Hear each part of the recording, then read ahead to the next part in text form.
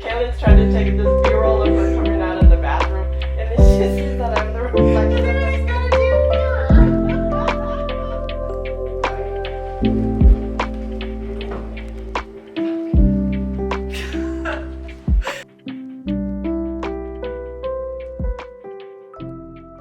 I've been wanting to visit Taipei since I was a kid and got to hear all the stories of my grandmother's childhood here. And when I was young, my grandmother used to take us to this Chinese marketplace near our house. And basically everyone there only spoke Chinese, and they sold the youtiao, which is this Chinese donut you can see them making here, that they would then use to fill their sticky rice rolls known as fantuan. And we'd also get some sweet soy milk on the side. And so it was really special getting to go to this one spot in Taipei where they specialize in this breakfast, and it just felt really nostalgic but also really unique getting to experience it in the place where it originated. And I absolutely love soy milk, even though it does not agree with my system nearly as much as I would like.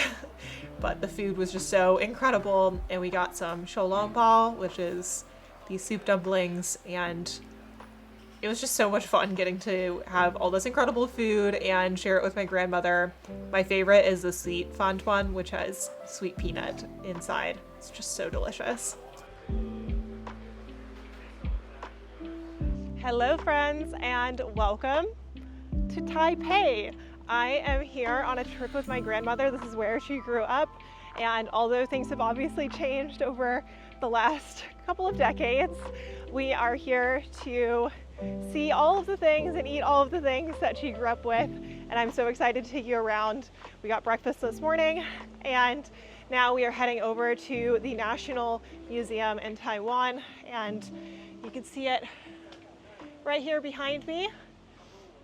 I'm really excited to see their collection. They don't open for a little while yet, so we're just getting some photos and exploring. I'm going to take you along for my trip in Taipei.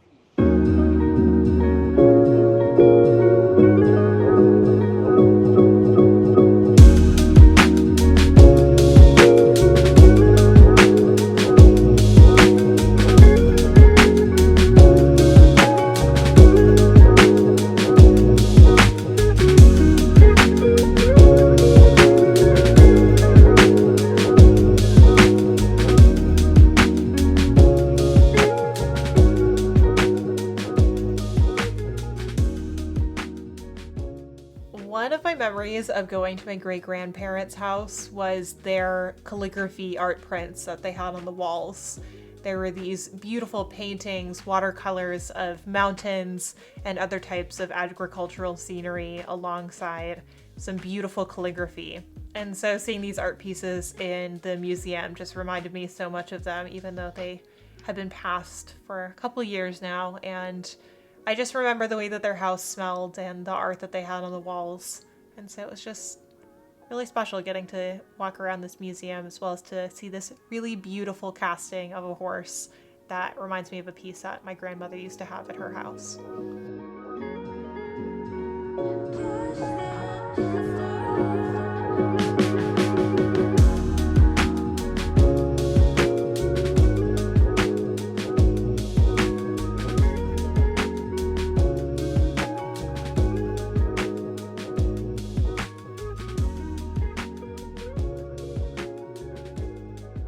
Grandma and I came back to the hotel after going to the museum because she's feeling quite tired, and we also had a little massage booked. And so we've both had a lymphatic drainage massage, and now it is quite late in the afternoon. It is about 5:30, and we are going to be going to the night markets tonight. The one we're planning on going tonight is Linjiang night market, and apparently things mostly open around 6, so it might be a little bit early compared to when most people would go, but we're doing that instead of grabbing like a traditional dinner. So I want to save up as much room as possible to eat all the amazing food. The thing I'm most excited for is the Tongyuan, which is like these rice dumpling type of things. It's like a rice ball filled with sweet black sesame paste or peanuts, and you can get it on shaved ice, so you can get it cold, or you can get it hot in like a sweet broth kind of thing. And that's the only stall that I know of that's there, but there's going to be many things to explore. So I changed clothes. It's actually much cooler here than it has been for the rest of our trip. When we were in Hong Kong, and then especially when we were in Shenzhen, it was very hot, very humid, but it doesn't seem as humid here. And it seems like people are wearing like t-shirts / long sleeves, so I have this button-down shirt, but I have a tank top on underneath it, so I can take it off if necessary. But we are going to head over to the night markets and take you along.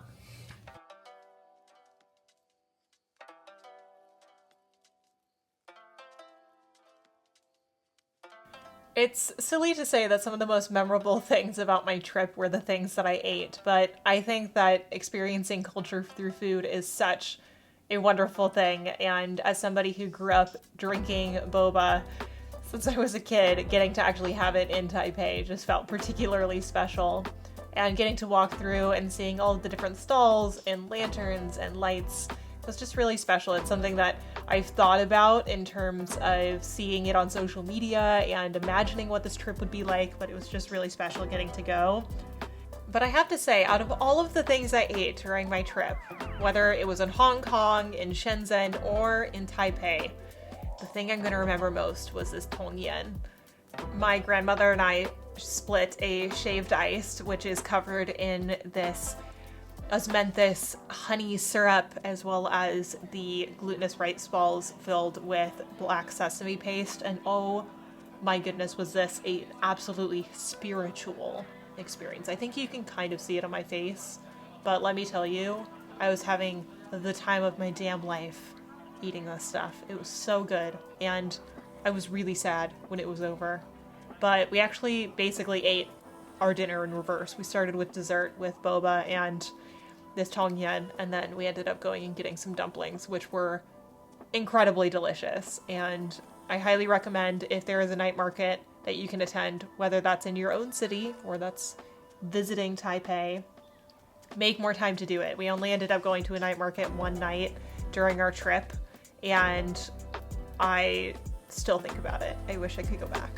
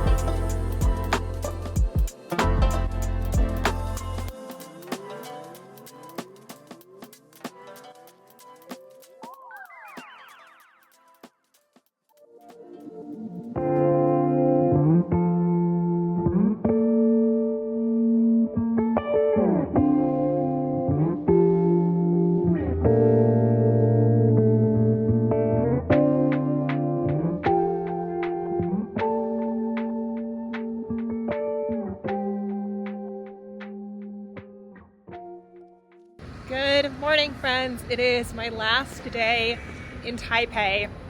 I did not film basically anything yesterday because my grandma and I actually got really sick. We, I think, got basically heat stroke when we were out in the morning, and it basically knocked us out for the rest of the day. We ended up just having to stay inside, drink water, take Tylenol, but I am here at the Cheng Shek Memorial. My grandmother's back at the hotel because she's still not entirely feeling 100%. So I'm gonna go and take some photos today. I have this beautiful backdrop and I'm really excited to shoot some content because this is a location I have wanted to see, experience, and take photos of since I decided to come to Taipei. So it is absolutely stunning. I'm gonna get some really beautiful B-roll for you and get some beautiful photos.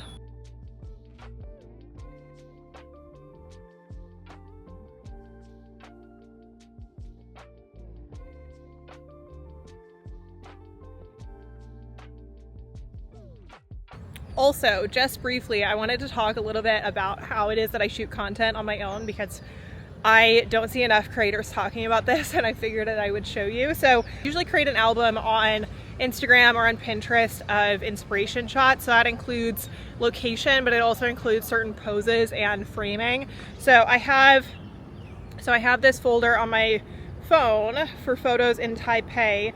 And so for example, I have this one here, which is pretty much dead on the gate. And so I'm gonna go ahead and grab my wide angle lens because I think I need a little bit of a wider frame in order to actually get the shot that I want. But then there's a bunch of shots with people actually walking through the frame. So I wanna get a few of those shots as well, which is gonna require me to grab my tripod. So I'm gonna go ahead and take out my equipment and then I'll show you the setup.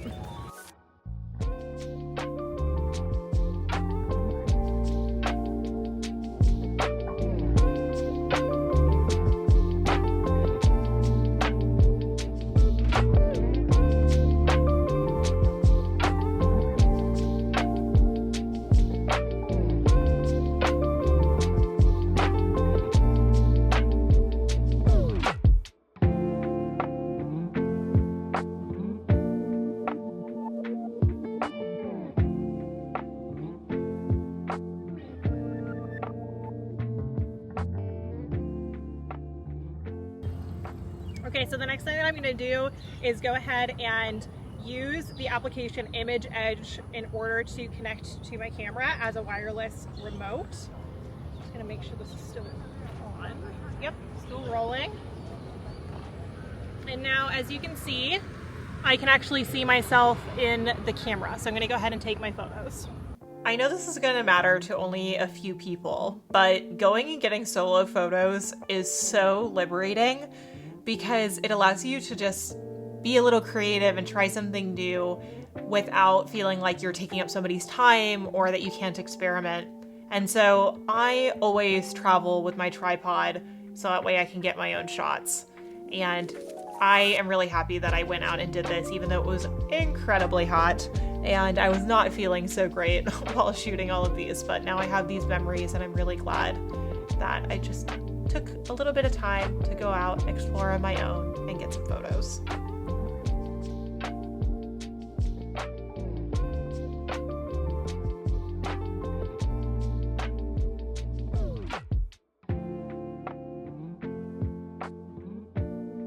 All right, I think that that's going to go ahead and mark the end of the Taipei vlog.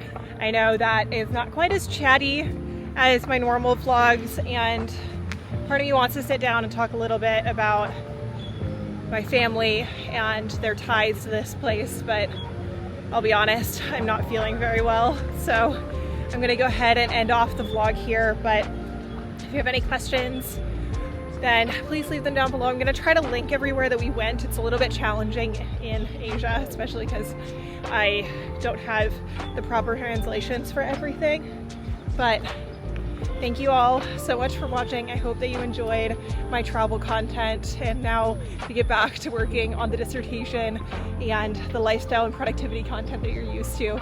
But thank you for allowing me the space to create something a bit different this time around. I hope you enjoyed it, and I'll see you next time, friends. Bye, everyone.